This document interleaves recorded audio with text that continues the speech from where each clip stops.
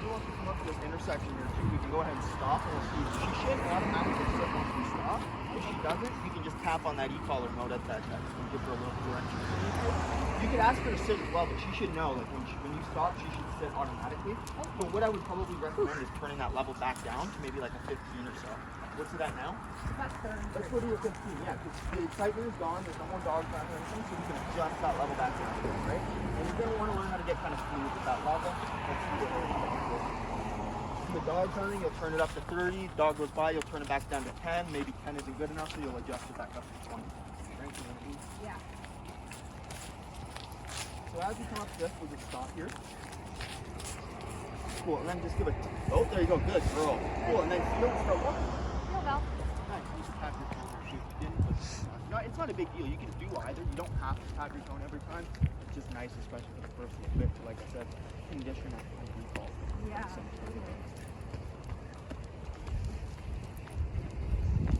Get her up, that's a rule, right?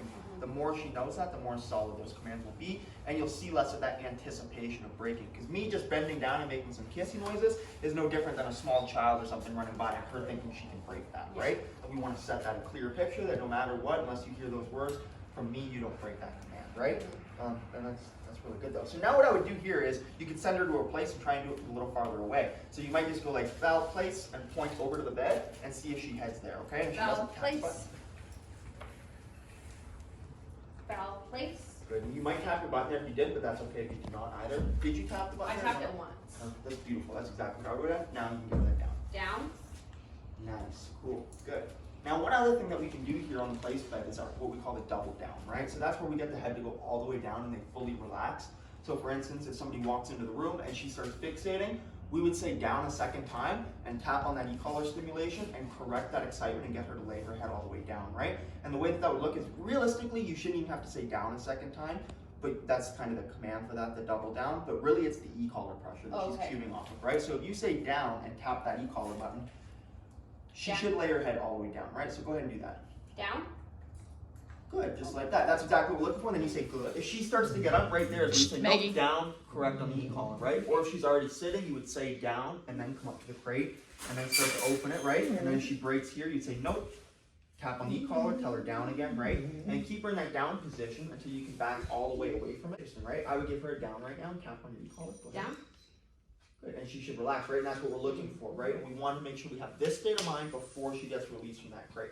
Once she's in that state of mind, you could recall her to that crate, which would be my suggestion, instead of a break cue, which would release her to go sniff around and she'd probably get all excited.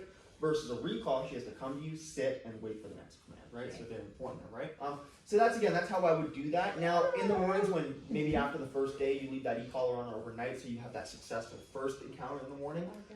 But then from there, you can take the e-collar off and just charge it every night, and then put it on. So like you'll open the crate door, you'll give her the down command still, but she won't have the e-collar on, so you gotta make sure she's compliant to that before you start taking the e-collar off, if that makes sense.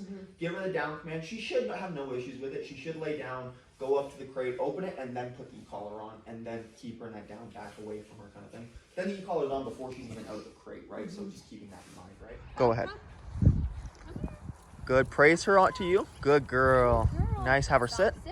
Just like that. Very, very good. Get some eye contact from her, and then give her a release cue. Break.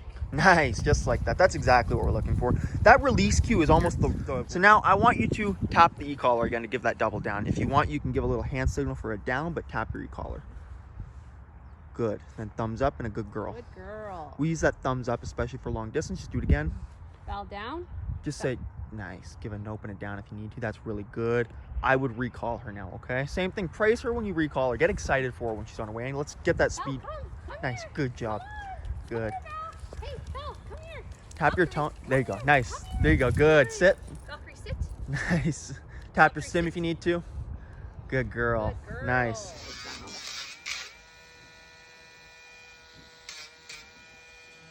Yeah, just taking it nice and slow with that. But like I said, if you prefer the clipper, you can use the clippers too. But I get scared using the clippers sometimes. Yeah, it gets way closer with this. Yeah.